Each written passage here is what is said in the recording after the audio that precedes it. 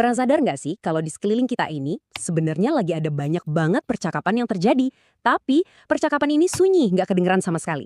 Kenapa? Karena yang lagi ngobrol itu bukan manusia, tapi gawai-gawai elektronik kita. Hari ini kita bakal coba nguping obrolan tak terlihat itu.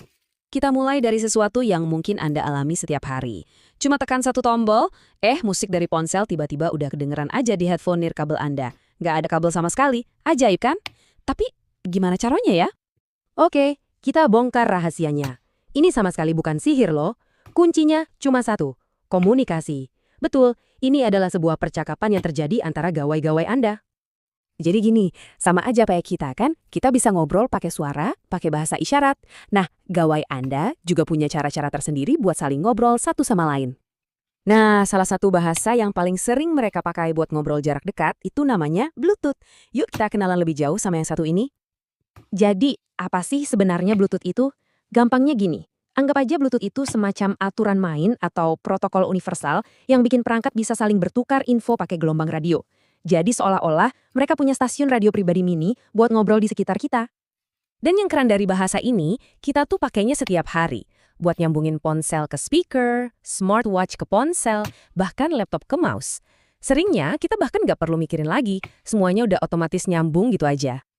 Oke, skenario lain, gimana ceritanya kalau laptop Anda butuh koneksi internet, tapi satu-satunya sumber internet yang ada cuma dari ponsel Anda?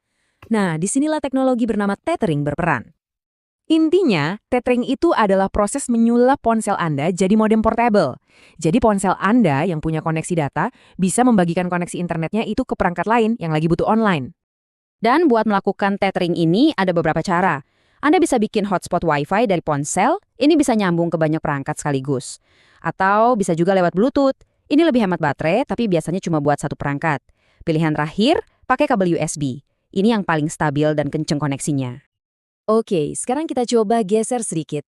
Dari yang tadinya ngomongin interaksi antar perangkat pribadi kita, sekarang kita lihat gimana prinsip yang sama itu bekerja di skala yang jauh lebih besar. Skala kota.